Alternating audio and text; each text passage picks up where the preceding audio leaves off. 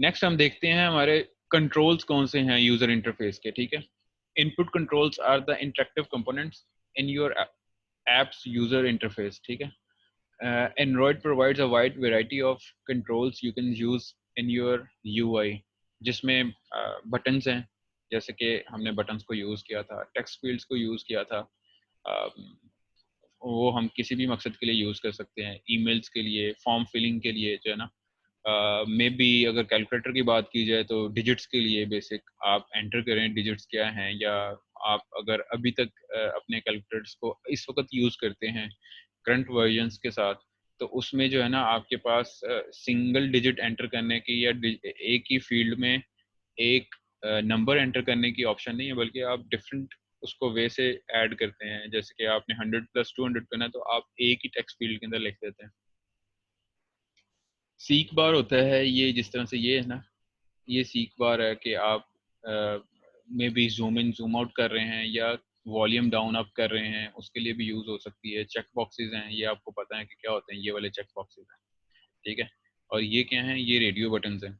ये बिल्कुल हमने उसमें भी पढ़े हैं अपने वेब डेवलपमेंट के अंदर भी। और मोस्टली लोग, आप में से सारे जो है ना तकरीबन CS4 कम्प्लीटली वो वेब डेवलपमेंट में है। जूम बटन है, ठीक है। और उसके बाद ऑन ऑफ बटन, ये टॉगल बटन्स हैं बेसिकली। ऑन ऑफ के बटन्स, इनको टॉगल बटन्स कहते हैं। और इस तरह के और बहुत सारे कंपोनेंट्स हैं। अब ये सारे बटन्स क्या करते हैं बेसिकली, ये जब भी हम इनके साथ इंटरेक्शन करते हैं, ये कोई ना कोई इवेंट जनरेट करते हैं, ठीक है। Events are a useful way to collect data about a user's interaction with interactive components of applications, ठीक है। ये हमारे कंपोनेंट्स हैं जो कि इंटरेक्टिविटी करते हैं, यूजर इनके साथ इंटरेक्ट करता है। यूजर्स इनको अकॉर्डिंगली जो है ना अपनी नीड के मुताबिक इनको फिलअप करता है या इनको जो है यूज करता है। तो जब इनको यूज करेगा तब क्या होगा, इवेंट्स क्रिएट होंगे, ठीक है, एक एप्लीकेशन के अंदर। तो कौन कौन से इवेंट्स क्रिएट होते हैं वो हम देखते हैं, जो कि एंड्रॉयड इवेंट मैनेजमेंट जो है उसको मैनेज करती है। सबसे पहले आता है इवेंट लिसनर, ठीक है। इवेंट लिसनर क्या होता है, event listener is an interface in the view class that contains a single callback method. उसमें एक ही मेथड होता है। These methods will be called by the Android framework when the view to which the listener has been registered is triggered by user interaction with the item in the UI। मैं इन तीनों को जो है ना relate करने की कोशिश करूंगा, ताकि आप लोगों को बेहतर तौर पे इस चीज़ की समझ आए कि किस तरह से ये तीनों जो हैं और कौन कौन से आपस में रिलेट करते हैं। मतलब जब भी कोई यूज़र ने बटन प्रेस करना है तो बटन के पीछे आपके जो इवेंट्स हैं वो कौन कौन से क्रिएट होते हैं। सबसे पहले आपने याद रखना है कि इवेंट लिसनर क्रिएट होता है। इवेंट लिसनर क्रिएट करने के बाद इवेंट लिसनर जो है ना वो रजिस्ट्रेशन होती है। और तीसरा एलिमेंट उसका होता है कि इवेंट हैंडलर, आपने उसको हैंडल किस तरह से करना है, ठीक है। एक है इवेंट लिसन, आप लिसन करने की कोशिश करते हो कि कोई अगर ऐसा इवेंट जनरेट होगा, जैसे बटन प्रेस होगा तो आप ऑन प्रेस का जो है ना वो मेथड कॉल करके रखते हैं, ताकि जब भी यूजर जो है वो बटन प्रेस करे तो उसको लिसन करे, उसको सुने, ठीक है। ये ऐसे ही है, जब कोई बोले तो आप बैठे सुनने के लिए तैयार हो कि भाई अच्छा कोई बोलेगा तो क्या बोलेगा, अब उसके बाद आपने उसके अकॉर्डिंग रिस्पॉन्ड करना है, ठीक है। तो पहले क्या करना होता है, आपने लिसन करना होता है। उसके बाद लिसनर को, इवेंट जो लिसनर है वो रजिस्ट्रेशन होती है, यानी कि आप जो लिसन कर रहे हो उसको रजिस्टर करवाते हैं। Event registration is a process by which an event handler gets registered, ठीक है। वो जो इवेंट हैंडलर है वो रजिस्टर्ड होता है विद एन इवेंट लिसनर। वो एक दूसरे को एक दूसरे इवेंट हैंडलर के साथ, इवेंट लिसनर के साथ जो है वो इवेंट हैंडलर रजिस्टर करता है, ठीक है। So that the handler is called when the event listener fires the event. ये इसी तरह ही है कि जैसे आपको कोई पुकारे और आप जो है पहले सुनो, फिर उसको रिस्पॉन्ड करो, उसको बल्कि रिकग्नाइज करो कि आपको क्या कहना चाह रहा है कोई। आप उसके बाद जो है ना उसको हैंडल करो कि जो भी उसने कहा है आपने उसका क्या रिप्लाई करना है, ठीक है। ये तीनों चीज़ें इस तरह से चलती हैं। और जो लिसनर रजिस्ट्रेशन है ये क्या करती है, इन बिटवीन वाला काम करती है। आप कह लें कि एक डेडिकेटेड पाथ क्रिएट कर देती है समझने के लिए, ठीक है, या क्या करती है कि दोनों को एक दूसरे के साथ जो है ना वो जोड़ देती है, किसको और किसको, इवेंट हैंडलर को इवेंट लिसनर के साथ, ठीक है। तो यहाँ पे जो लाइन है, event handler gets registered with the event listener, ठीक है।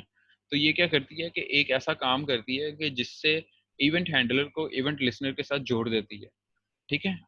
इसकी बेस्ट एग्जांपल यही है कि आपको कोई पुकारे, आप उसको रिकग्नाइज करते हो कि शायद मुझे कोई पुकार रहा है, ठीक है, और उसके बाद आप रिस्पॉन्ड करने की कोशिश करते हो उसने कहा क्या है आपको, तो वो इवेंट हैंडलर होता है कि बटन प्रेस किया, अब रजिस्ट्रेशन हुई उसकी कि someone presses the button on the application, और उसके बाद हैंडल उसको किस तरह से करना है, आपने पीछे उस बटन के ऊपर क्या रिस्पॉन्ड करना है आपने, जैसे बटन्स को डिफरेंट वे से आप यूज कर सकते हो। आपके जो व्हाट्सएप का लेआउट है उसके ऊपर 3 बटन्स मेन पे आपको नजर आते हैं, एक है कॉल्स का, चैट्स का और स्टेटस का, ठीक है।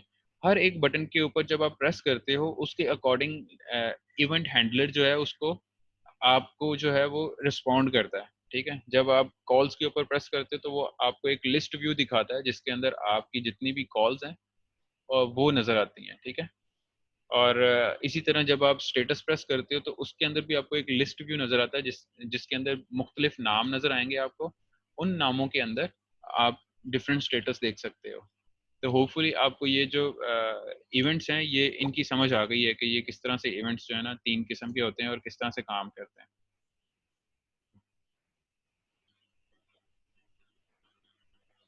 इनके हवाले से कोई क्वेश्चन है तो आप पूछ सकते हैं, अपनी बैक एंड प्रोग्रामिंग को उसके अकॉर्डिंगली सीख सकें, ठीक है। हमें इन चीज़ों के बारे में इल्म होगा तो हम जो है ना फर्दर ये काम कर सकते हैं, ठीक है। अच्छा, नेक्स्ट चलते हैं हम कि ऐसे कौन से इवेंट हैंडलर्स हैं या ऐसे कौन से लिसनर्स हैं, ठीक है। हमने बेसिकली किसको किसके साथ रिलेट करना होता है, इवेंट हैंडलर को इवेंट लिसनर के साथ आपने रिलेट करना होता है, ठीक है। तो कौन सा इवेंट हैंडलर कौन से इवेंट लिसनर के साथ जो है ना अटैच होता है, ऑन क्लिक, जब कोई क्लिक करता है ऑन क्लिक लिसनर होता है उसके लिए, ठीक है। This is called when the user either clicks. Sir हमेशा इवेंट रजिस्ट्रेशन ही इनको लिंक करता है आपस में। जी,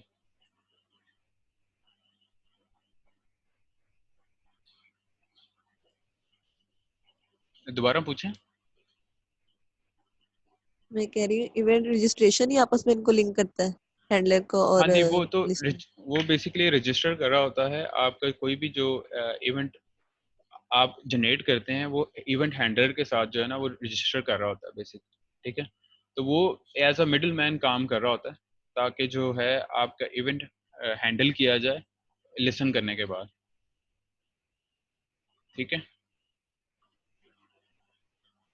ठीक है।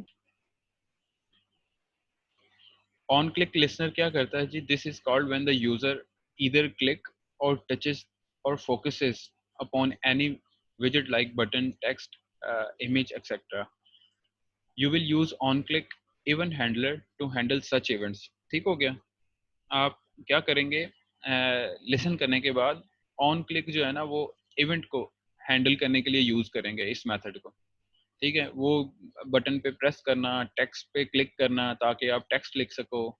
जैसे ही आप टेक्स्ट फील्ड टेक्स्ट एडिट पे जो है ना एडिट टेक्स्ट पे क्लिक करते हैं तो क्या होता है कि आपके पास कीबोर्ड ओपन हो जाता है, तो वो बेसिकली क्या कर रहा होता है, ऑन क्लिक के ऊपर रिस्पॉन्ड कर रहा होता है, वो इवेंट हैंडल कर रहा होता है कि ऑन क्लिक इसके ऊपर करेंगे तो क्या आएगा, तो फर्दर क्या आएगा वो कीबोर्ड आपको नजर आता है, फिर आप टाइप करते हैं तो हर एक बटन को प्रेस करने के बाद जो रिस्पॉन्ड है वो ऑन क्लिक आपको प्रोवाइड कर रहा है। जैसे कि आपने डब्ल्यू प्रेस किया है या ए प्रेस किया है तो ए लिखेगा उसके अंदर, ठीक है। तो वो बैकएंड पे क्या कर रहा होता है, उसको रजिस्ट्रेशन करने के बाद आपका इवेंट हैंडल कर रहा होता है। ऑन लॉन्ग क्लिक क्या कर रहा होता है कि जब आप बहुत ज़्यादा तक लंबा जो है ना उसको जो है वो क्लिक करके रखते हैं, यानी कि क्लिक एंड होल्ड इसको कहते हैं, ठीक है। This is called when the user either clicks or touches or focuses upon any विजेट like button, text, image for 1 or 2 seconds आप थोड़ी देर तक के लिए उसको होल्ड करके रखते हैं। समटाइम्स आप क्या करते हैं कि मेन्यूज क्रिएट करते हैं, जैसे कि आप अपने कॉल डायरेक्टरी के अंदर जाएं, थोड़ी देर किसी भी यूज़र कॉन्टैक्ट को आप क्लिक और होल्ड करके रखें, तो आपको समटाइम्स मेन्यू डिस्प्ले होता है उसके अंदर से कि आप उसको कॉल करना चाहते हैं, मैसेज करना चाहते हैं, डिलीट करना चाहते हैं या ब्लॉक करना चाहते हैं, इस तरह का मेन्यू आपको डिस्प्ले होगा। ये डिफरेंट एप्लीकेशंस के अंदर डिफरेंट वे से होता है, ठीक है। ऑन फोकस चेंज, ये क्या करता है, this is called when the विजेट लूजेस इट्स फोकस, ठीक है। That is user goes away from the view item, you will use on focus change event handler to handle such events.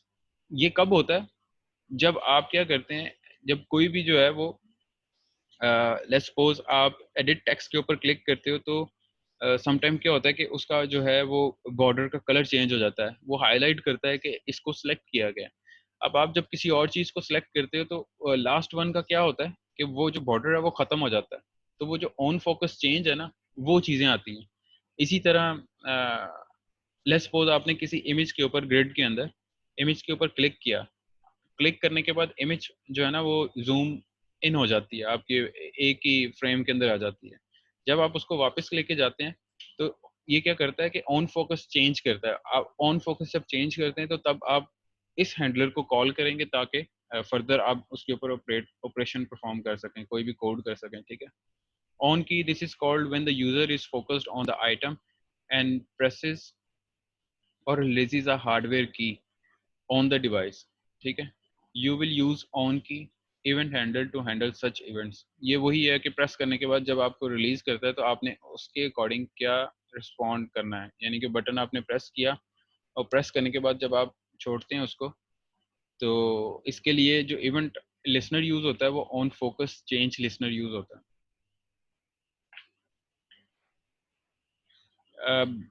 ये जितना भी मैं आपको आज थोड़ा सा थोरेटिकल पढ़ा रहा हूँ, इसका मकसद एक तो आपको बैकएंड के बारे में बताना है और दूसरा आप लोगों से क्विज लेना भी है। तो आप लोग रेडी हो जाएं, विद इन फ्यू डेज जो है ना आपका क्विज भी होगा इससे रिलेटेड, और हो सकता है कि आपको एक असाइनमेंट जो है ना नेक्स्ट वीक के लिए और मिल जाए।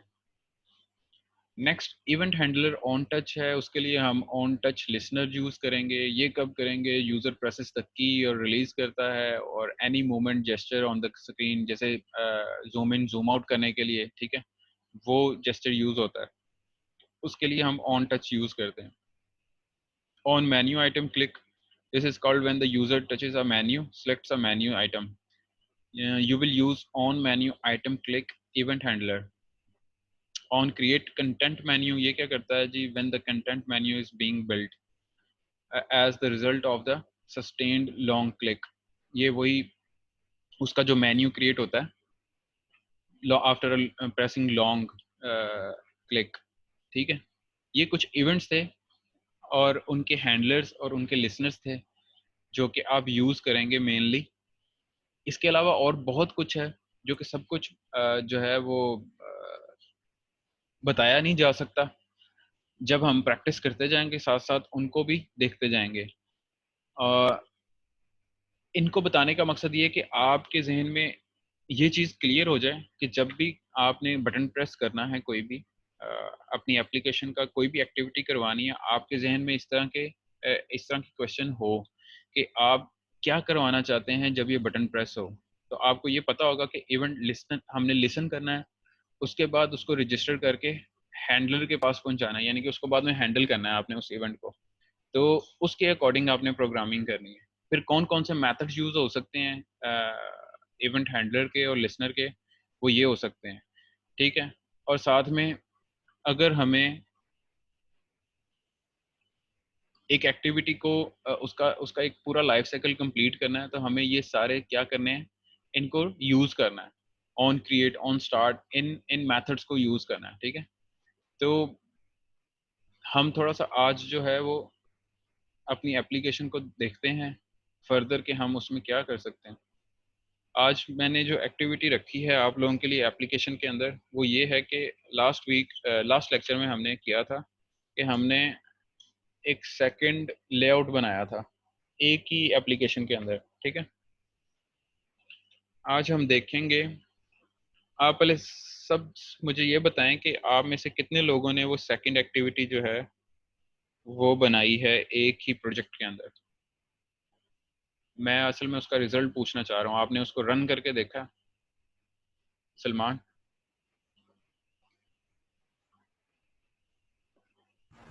Yes sir. आपने उसको रन करके देखा? सर वो एमुलेटर जी, एमुलेटर या मोबाइल के ऊपर? नहीं सर, रन नहीं किया था। अच्छा, उसको रन करके भी देखें। जी उसामा? वो रन नहीं हो रही, मैंने आपको बताया था। वो रन नहीं होगी क्योंकि उसके पीछे रजिस्ट्रेशन कुछ रहती है, उसके पीछे थोड़ा सा कोड रहता है। तो आज हम वो देखते हैं कि वो क्या कोड होता है, कहाँ पे कर सकते हैं और किस तरह से लिंक कर सकते हैं अपने लेआउट को, या जितने भी हमारे लेआउट्स होंगे उनको किस तरह से हमें रजिस्टर करवाना होगा, ठीक है। तो आज हम वो देखते हैं, जब तक कि मेरी एप्लीकेशन ऑन होती है तब तक अगर आपका कोई क्वेश्चन है तो वो पूछ लें। अच्छा, अभी जो हमने लास्ट वीक में जो काम किया था वो आपको विजिबल होगा। अब हम क्या करना चाहते हैं आज की एक्टिविटी में, जो कि बहुत छोटी सी एक्टिविटी है। जिन लोगों ने अपनी एप्लीकेशन को रन करके देखा है उनको तो अंदाज़ा होगा कि उनकी एप्लीकेशन जो है ना वो रन नहीं हो रही, ठीक है। उसकी रीज़न ये है कि हमने जो है वो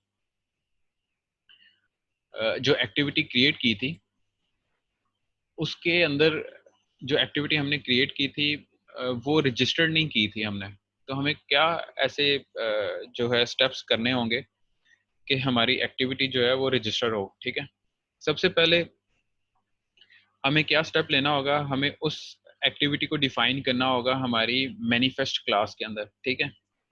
मैनिफेस्ट क्लास के अंदर उसको डिफाइन करेंगे और उसके बाद क्या करेंगे,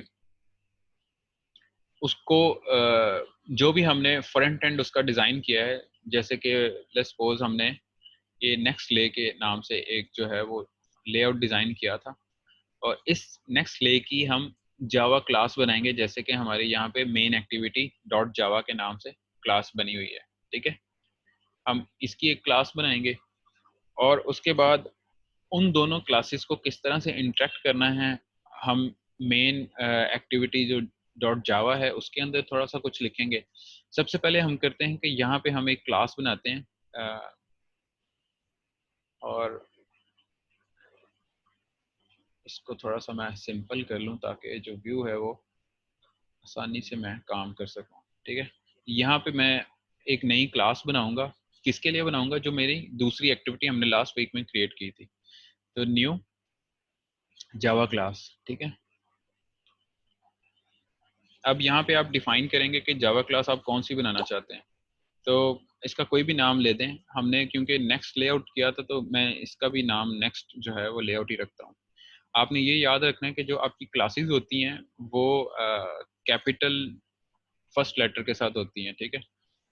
जो आपके मेथड्स होते हैं वो कैमल स्टाइल के अंदर होते हैं, ठीक। कैमल स्टाइल पहला जो अल्फ़ाबेट होता है उसका स्मॉल होता है, बाकी जैसे जैसे वर्ड्स आते जाते हैं उसमें वो कैपिटल में आते जाते हैं, उनका पहला करेक्टर, ठीक है।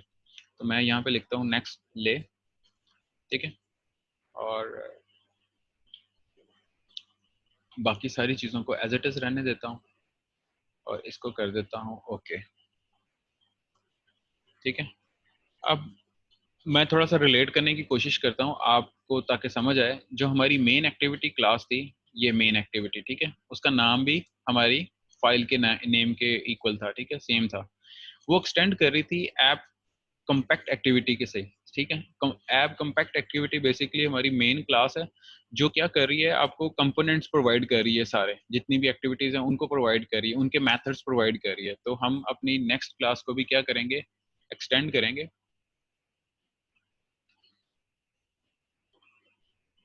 कहाँ से? ऐप, आपके पास लिस्ट आ जाएगी, इस लिस्ट में टॉप पे जो है आप वो सिलेक्ट कर दें तो आप देखें कि जो रिक्वायर्ड लाइब्रेरी इसको ज़रूरत थी इस फाइल को, उसने ऑटोमेटिकली उसको जो है इंपोर्ट कर लिया है, ठीक है। फर्दर हम क्या करेंगे, हम इसके अंदर डिफाइन करेंगे क्या डिफाइन करेंगे, आप मेन एक्टिविटी को देखें ज़रा। आप मेन एक्टिविटी के अंदर क्या हो रहा है कि ओवरराइड हो रहा है, क्या ओवरराइड हो रहा है, ऑन क्रिएट, ठीक है। ये मैंने आपको अभी जो हमारी एक्टिविटी लाइफ डायग्राम देखी है उसके अंदर सबसे पहले जो मेथड आता है वो क्या आता है, ऑन क्रिएट का मेथड आता है। तो हम भी इसके अंदर, इस लेआउट के अंदर जो है वो ये मेथड जो है ओवरराइड का वो डिफाइन करेंगे। हम राइट क्लिक करेंगे, राइट क्लिक के अंदर जनरेट, ठीक है, इसको प्रेस करेंगे। इसके अंदर आप देखें, इस लिस्ट के अंदर आपको मिलेगा ओवरराइड मेथड्स, हम उसके ऊपर क्लिक करेंगे।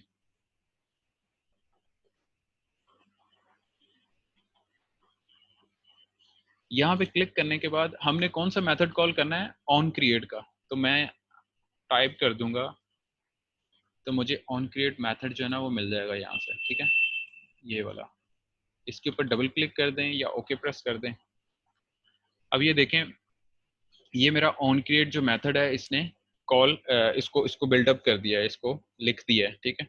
अभी सिंपली मुझे क्या करना होगा, सिंपली मुझे ये करना होगा कि इसके अंदर मैं बताऊंगा कि कौन सा लेआउट लेके आना है। जैसे कि हमने डिफाइन किया था कि मेन एक्टिविटी के अंदर कि सेट कंटेंट व्यू, वो कंटेंट व्यू सेट कर दे किसके लिए, कौन सा content view, R dot layout activity main, जो कि हमारा यहाँ पे ये मेन एक्टिविटी वाला पड़ा हुआ है, ठीक है, हमारी एक्सएमएल फाइल पड़ी है। हम इसी तरह इसमें भी press enter, set content view, ठीक है, एंटर करेंगे और क्या लिखेंगे, आर रिसोर्स फाइल, उसके अंदर क्या है, लेआउट, लेआउट है, ठीक है। लेआउट के बाद क्या है, हम अपनी एक्सएमएल फाइल का नाम लिखेंगे, ठीक है। एक्सएमएल फाइल का नाम क्या है हमारा, next नेक्स्ट ले, ठीक हो गया।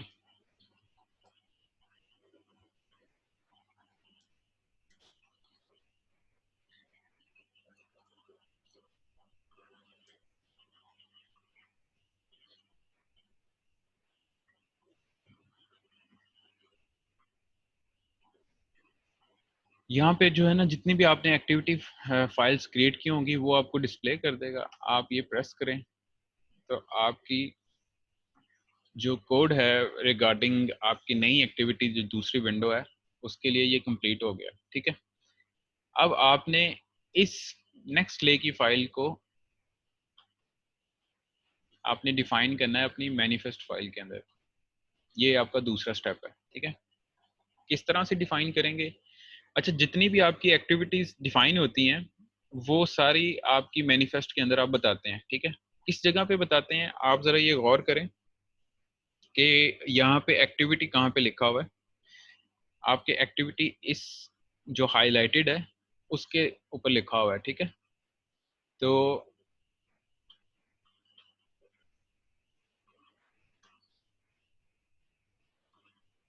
ये एक्टिविटी लिखी हुई है, ठीक है, क्या है, साथ में उसका नाम दिया हुआ है उस एक्टिविटी का। आपने जितनी भी आपकी लेआउट्स होंगी आपने उसको मैनिफेस्ट के अंदर एक्टिविटी टैग के अंदर उसका नाम आपसे खुद ही वो पूछ लेगा, जितनी भी एक्टिविटीज आपने डिफाइन की होंगी, ठीक है। ये कब होगा, आफ्टर क्रिएटिंग जावा फाइल, ठीक है। आप जावा फाइल जब बना लेंगे उस एक्टिविटी की तब जो है आप वो डिफाइन कर सकते हैं, ठीक है। यहाँ पे आप इसको क्लोज कर दें और यहाँ पे आ जाएगा स्लैश एक्टिविटी, बल्कि ये ऑलरेडी क्रिएटेड है। जब आप टैग क्लोज करते हैं तो ये देखें ये कंप्लीट टैग जो है ना ये क्रिएट हो गया, ठीक है। यहाँ पे सिंपली आपने यहाँ पे इसको इस तरह से रजिस्टर करवाना